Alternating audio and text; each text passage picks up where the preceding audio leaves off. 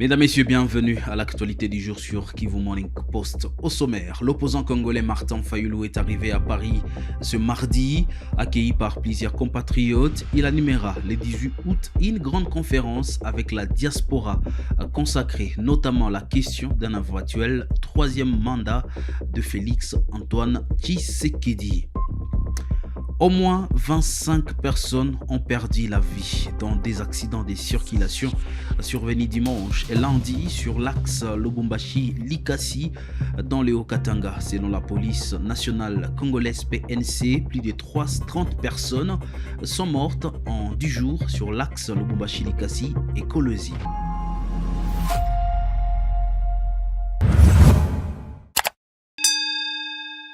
Vous êtes sur Kivu Morning Post et vous avez raison.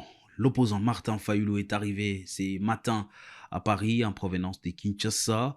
Plusieurs Congolais se sont rassemblés à l'aéroport pour l'accueillir. Les secrétaires exécutifs de l'ECD en France, Mwanamboka Patrick Mbamou, affirme que Martin Fayulu va animer une grande conférence le 18 août avec la diaspora congolaise.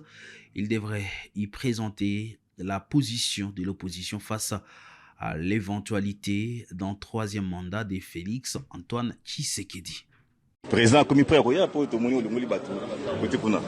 Bon, papi kawaya namoni balobara Sainte Fose à Saint Thomas. Au moins ni ndenge non tembesili na confirmé pénal. Mafaza ka mafa mafaza ka mafa.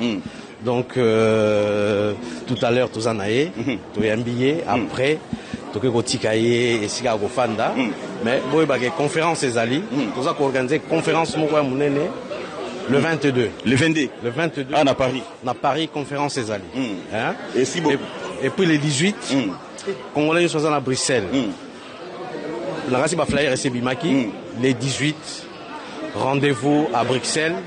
Le président du Martin Fayulu va tenir une grande conférence en fait, une conférence d'envergure pour rassurer la diaspora congolaise que les combats est là et la victoire est à notre portée.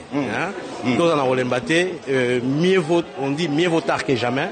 Et Tumba on est Tumba moko oyo congolais nyoso à se retrouver. Ok, Congolais nous se retrouver maintenant poser une question. Mais bino C64 awa neni bofandi ni activité ni action menete car bomoni tango bomoni 60 présence parlementaire fallait boyemba.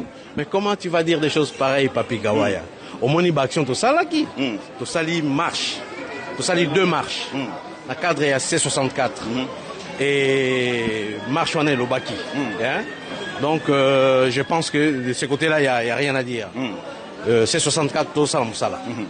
Ok, c'est ça Moussala. Merci toujours de continuer de nous toujours un reportage à le président Martin Fayulu. Nous toujours qui nous envoyé la série toujours continue. Nous rejoignons Martin Fayulu. L'F-123 a installé lundi 10 août 2026 des nouvelles équipes dirigeantes dans plusieurs établissements d'enseignement supérieur de la ville du Goma. Le secrétaire permanent adjoint de l'F-123, Delion Kimbulungu, a présidé les cérémonies de remise et reprise à l'ISTEM, à l'ISTA, à l'ISP, mais également à l'IEC. Reportage. Aussitôt après la décision de désignation et de nomination des nouveaux comités de gestion des institutions d'enseignement supérieur universitaire par les autorités de la FC23, les cérémonies d'installation et de remise et reprise à Goma ont eu lieu ce lundi 10 août 2026, présidé par le secrétaire permanent adjoint de la FC23, Delio Kimbulungu, accompagné du vice-gouverneur en charge des questions économiques, financières et de développement, Shadrach Kamani, et du maire adjoint, Juvenal Nshimi-Imana. Différentes institutions d'enseignement supérieur et universitaire ont été ciblées ce jour, notamment à l'ISTEM, l'ISTA, l'ISP Goma et l'ISC Goma. À l'ISTEM Goma, par exemple, le nouveau directeur général, le professeur Ndaya Zibiemero Désiré, a axé les priorités, entre autres, sur l'excellence et les innovations, la recherche scientifique, pour ne citer que cela. Notre première priorité sera de renforcer la qualité de l'enseignement. Nous devons veiller à ce que nos formations répondent aux exigences scientifiques et professionnelles contemporaines. La qualité de nos programmes, la compétence de nos enseignants et l'encadrement de nos étudiants devront demeurer au cœur de notre action. Notre deuxième priorité sera de promouvoir davantage la recherche scientifique.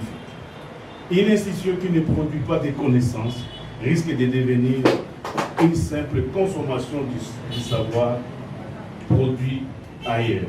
De son côté, le directeur général reconduit de l'ISTA Goma, les professeurs Kambale Mondo, a rassuré rester dans la vision du changement. On est heureux d'avoir été nommé par les autorités et nous disons merci pour la confiance renouvelée pour notre équipe et nous disons nous allons continuer le pas dans les changements comme les recommandent les autorités de l'AFC M23. Une occasion pour cette délégation de l'AFC M23 de suivre la situation de fonctionnement de l'ISP Goma présentée par le directeur général, le professeur Boutoa Balingene, à l'ISP Goma, le directeur général, le professeur Jari Moumouavio, tout en remerciant l'autorité de l'AFC M23 pour la confiance placée en cette nouvelle équipe, a rassuré mettre en valeur le site de Mugunga.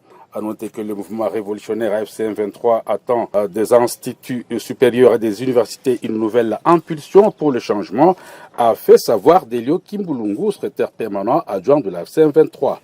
Il faut la relever et lui donner une véritable chance de vivre. Vivre en paix, vivre ensemble et vivre tout simplement. La gestion d'une institution d'enseignement supérieur exige donc la rigueur, la disponibilité, la responsabilité, la transparence. À noter que ces différentes cérémonies de remise et reprise matérialisent l'entrée officielle en fonction de ce nouveau comité de gestion. À Goma, les fournitures scolaires affluent au marché Simba dans les quartiers Ndosho. Cahiers, sacs, au dos, uniformes et autres articles sont de plus en plus visibles dans les différents points de vente. Cette présence croissante des fournitures annonce la rentrée scolaire qui se prépare. Bonjour madame, monsieur, chers téléspectateurs.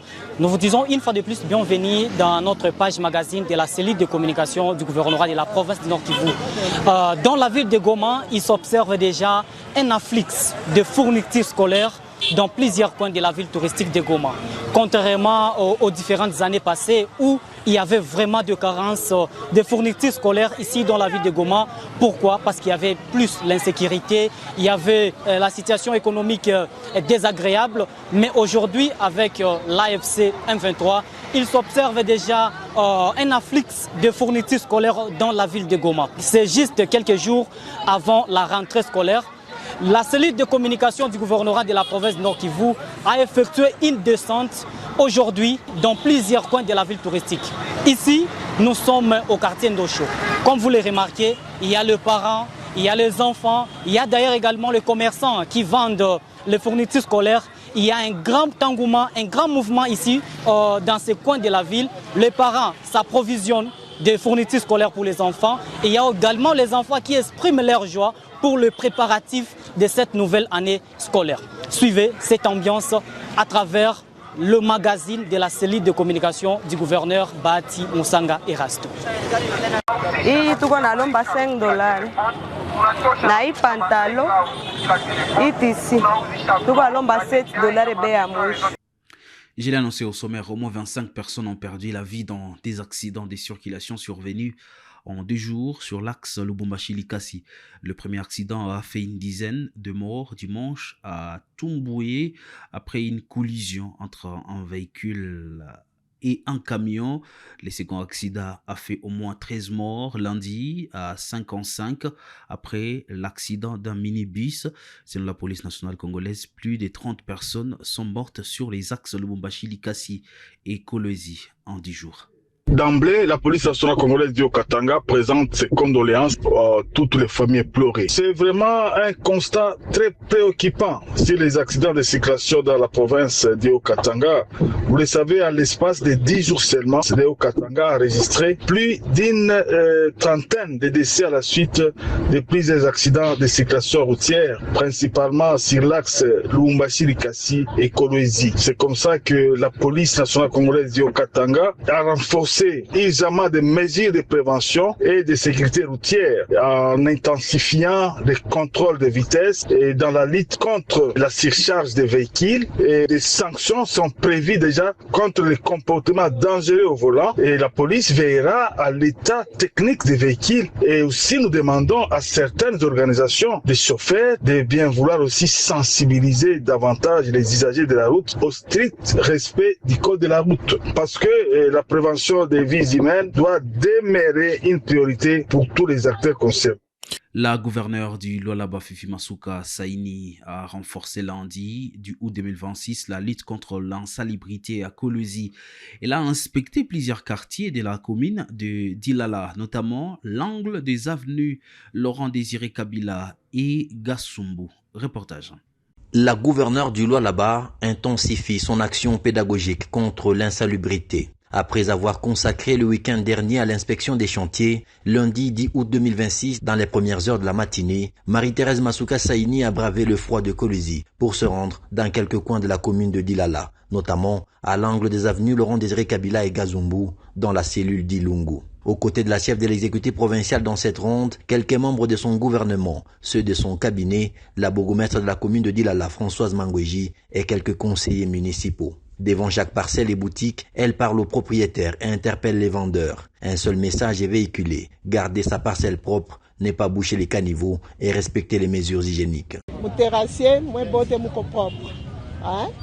Maintenant c'est ça, shuka mule chinangari a chinya mabdal amkutengeneza. Mercredi vile kuko salongo, mutakuwa mwe bote munatosha pamadal. Juu kama mvule napika maishi mingiri.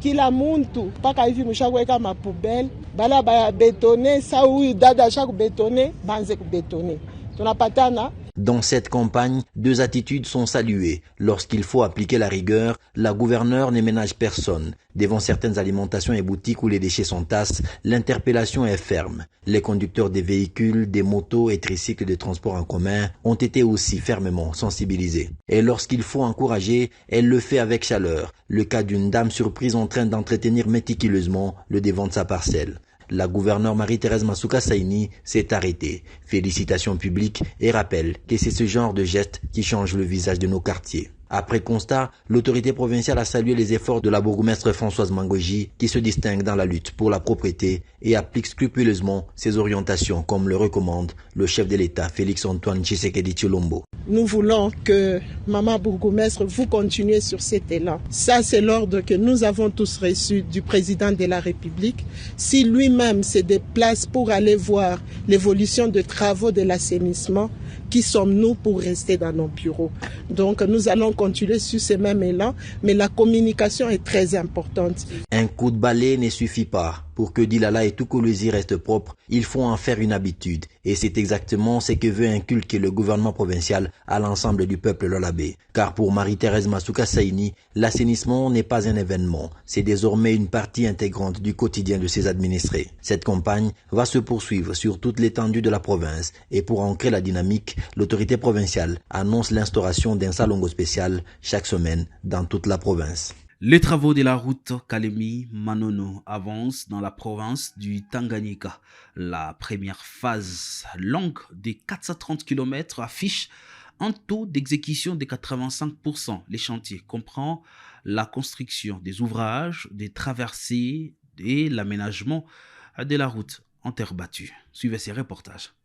Les travaux de la première phase du projet de construction, modernisation et exploitation de la route Kalemi-Manono en mode partenariat public-privé confié au concessionnaire Faepon par le gouvernement de la République sont aujourd'hui exécutés à 85%. Cette première phase consiste en la construction d'une route en terre battue sur l'ensemble des 430 km avec tous les ouvrages de traversée.